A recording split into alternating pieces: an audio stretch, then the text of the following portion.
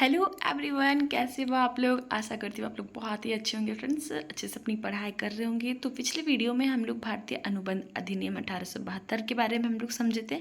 अब हम लोग समझेंगे कि अनुबंध क्या होता है, यानी कॉन्ट्रैक्ट क्या होता है। तो हम लोग बहुत ही अच्छे से समझने वाले हैं कि अनुबंध और ठहराव की प्रकृति क्या है, अनुबंध कैसे ठहराव से अलग है, इस पे हम लोग बात करने वाले हैं। तो वीडियो के लास्ट तक बने रहिएगा। और अगर आप पहली बार हमारे इस चैनल पर विजिट किए तो सबसे पहले आप हमारे इस चैनल को लाइक करें, सब्सक्राइब करें और बेल बटन पर क्लिक करके ऑल पर क्लिक जरूर कर लीजिएगा, क्योंकि मैं हमेशा आप लोगों के लिए हेल्पफुल वीडियो लाती रहती हूँ। तो चलिए हम लोग समझते हैं कि अनुबंध होता क्या है। तो सामान्यतया दो या दो से अधिक व्यक्तियों के मध्य होने वाले वैध ठहराव को ही अनुबंध कहते हैं। तो पिछले वीडियो में आप लोग को समझाई थी फ्रेंड्स ठहराव क्या होता है। ठहराव पिछले वीडियो में हम लोग समझे थे कि दो या दो से अधिक व्यक्ति, यानी कि दो फ्रेंड्स आपस में कोई प्रॉमिस करता है कि रात को हम चलो आज शाम को समोसा खिलाते हैं, समोसा पार्टी मेरे तरफ से, और फिर जब खिलाने का टाइम आता है वो बदल जाता है। तो ये अधिनियम के द्वारा प्रवर्तनीय नहीं हुआ, ये एक लीगल नहीं हुआ। तो ये एक ठहराव हो सकता है कि मतलब ऐसे ही मजाक मजाक में कर दिया, तो ये राजनियम के द्वारा प्रवर्तनीय नहीं होता। लेकिन अगर यही एक वैलिड ठहराव हो जाता है तो उसे ही अनुबंध कहते हैं, यानी कि राजनियम के द्वारा उसे वैलिड घोषित कर दिया जाता है। तो वो क्या हो जाता है, अनुबंध कहलाता है। यानी कि सामान्यतः दो या दो से अधिक व्यक्तियों के मध्य होने वाले वैध ठहराव को ही अनुबंध कहते हैं। यानी कि पहले तो सिर्फ मजाक में उन लोग प्रॉमिस कर रहा था, लेकिन अब ये कानून की नज़र से, यानी कि कानून के नज़रिए से प्रॉमिस कर रहा है। उसके पास अगर वो ये चीज़ को नहीं करेगा तो वो उसके ऊपर क्लेम कर सकता है, दावा कर सकता है। तो जहाँ पे वैध ठहराव होगा वही क्या कहलाएगा, अनुबंध कहलाएगा। दूसरे शब्दों में कहे तो प्रत्येक ऐसा ठहराव जो पक्षकारों के मध्य वैधानिक दायित्व एवं अधिकार उत्पन्न करता है अनुबंध कहलाता है।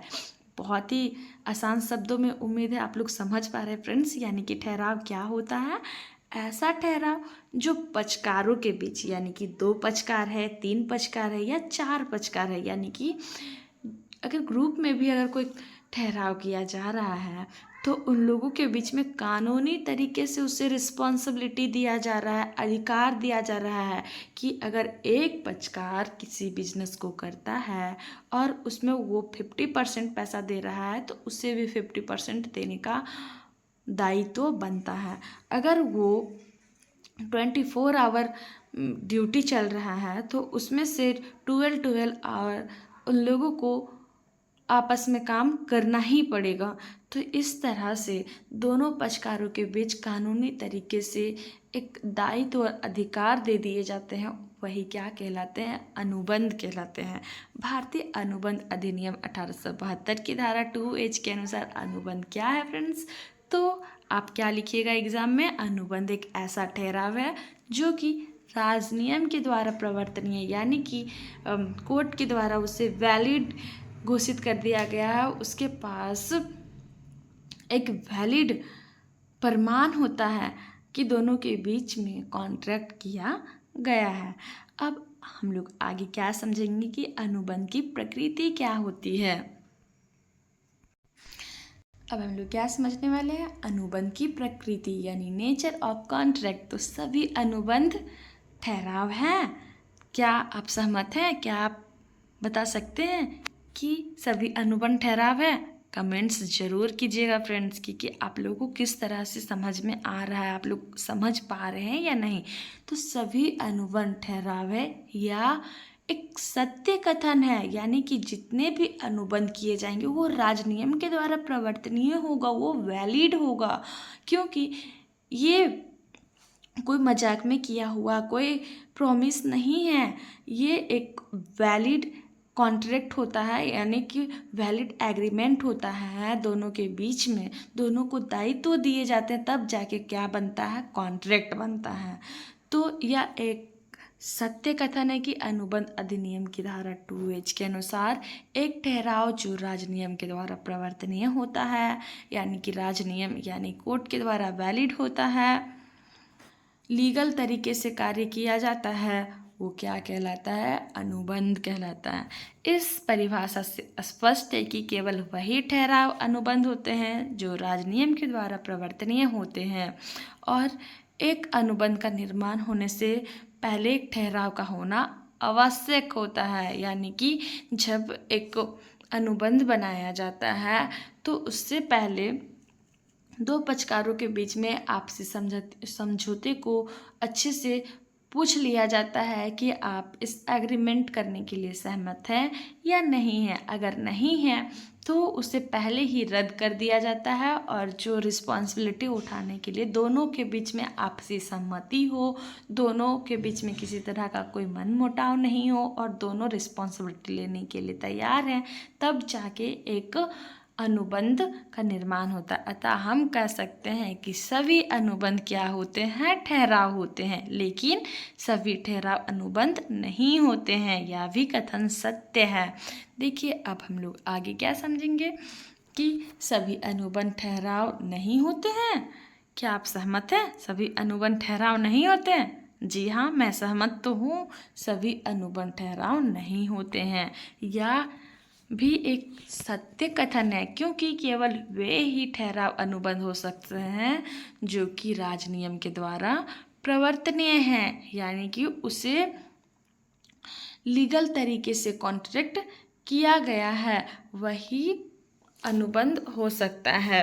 वे ठहराव जो राजनियम के द्वारा प्रवर्तनीय नहीं है, केवल ठहराव ही बने रहते हैं, तो ये अनुबंध नहीं बन पाते हैं। समझ में आ गया? अब हम लोग समझेंगे क्या? निम्नलिखित ठहराव केवल ठहराव है, अनुबंध नहीं है। यानी कि कैसे कैसे एग्रीमेंट होते हैं जो कि सिर्फ ठहराव भी बन के रह जाते हैं, कॉन्ट्रैक्ट नहीं बन पाते हैं।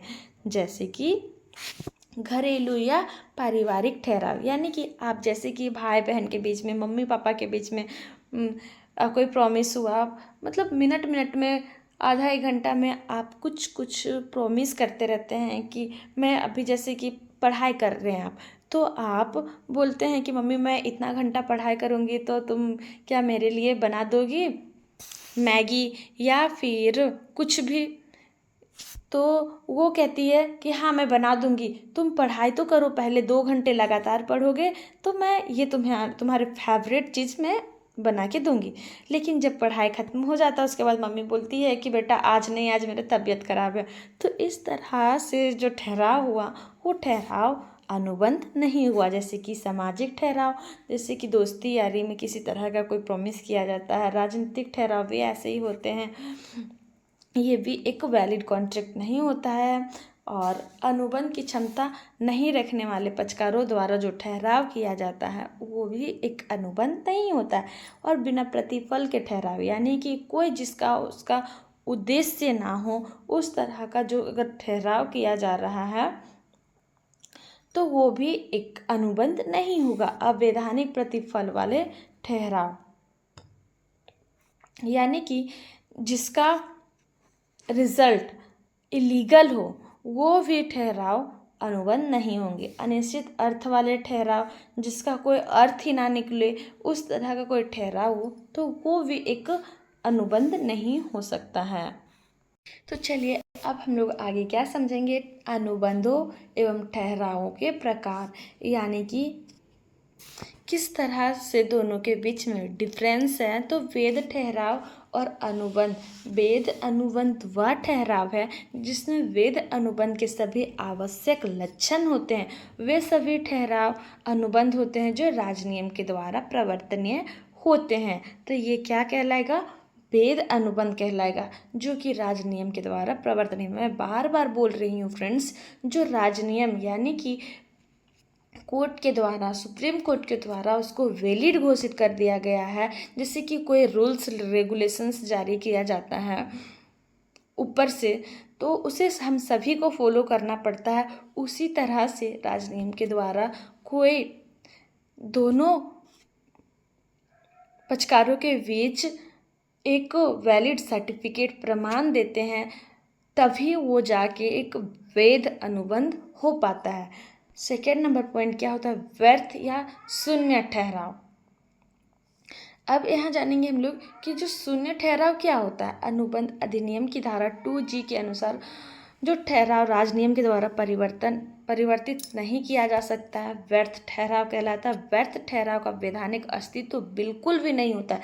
तो ये आप पॉइंट को नोट कीजिएगा कि वैधानिक अस्तित्व तो बिल्कुल भी नहीं होता है, इसका कोई कानूनी प्रभाव भी नहीं होता है। यानी कि जो व्यर्थ होता है उसे बिल्कुल शून्य ठहरा माना जाता है, उससे किसी तरह का लीगली कोई मतलब नहीं होता है, तो वो क्या हो जाता है, व्यर्थ ठहराव हो जाता है। नेक्स्ट पॉइंट क्या आता है, व्यर्थ अनुबंध। अनुबंध अधिनियम की धारा 2J के अनुसार एक अनुबंध जो राजनियम के द्वारा परिवर्तित होने से रुक जाता है वह व्यर्थ बन जाता है। यह अनुबंध बनाने के समय वैध होता है, लेकिन बाद में परिस्थितियों के अनुसार परिस्थितियों में परिवर्तन के कारण व्यर्थ बन जाता है। यानी कि किसी कारणवश इसे इनवैलिड घोषित कर देता है, या फिर राजनियम के द्वारा अगर कोई टर्म या कंडीशन आ जाता है तो इसे रद्द कर देता है, तो ये व्यर्थ अनुबंध हो जाता है। अब हम लोग आगे क्या समझने वाले हैं कि व्यर्थनीय और शून्य करणीय अनुबंध क्या होता है। तो व्यर्थनीय या शून्य करणीय अनुबंध अधिनियम की धारा 2I के अनुसार वह ठहराव जो एक या एक से अधिक पक्षकारों के इच्छा पर परिवर्तनीय हो, यानी कि दोनों पक्षकारों का इच्छा उसमें डिपेंड करता हो, लेकिन दूसरे पक्षकार या पक्षकारों की इच्छा पर नहीं, व्यर्थनीय अनुबंध कहलाएगा। यानी कि जब वो अनुबंध कर रहा है दोनों का सहमति है, लेकिन जब उसे निभाने का टाइम आया तब एक पक्षकार जो है वो अपने दायित्व से पीछे हट गया, तो अनुबंध केवल पीड़ित पक्षकार की इच्छा पर व्यर्थनीय हो सकता है। तो उम्मीद है आप लोग बहुत ही अच्छे से समझे अनुबंध की प्रकृति और अनुबंध और ठहराव के प्रकार को। तो ऐसे ही इम्पोर्टेंट प्रश्नों के उत्तर पाने के लिए और इम्पोर्टेंट टॉपिक्स समझने के लिए वीडियो को लाइक करें, सब्सक्राइब करें, अपने फ्रेंड्स के साथ भी शेयर जरूर कीजिएगा। Thank you.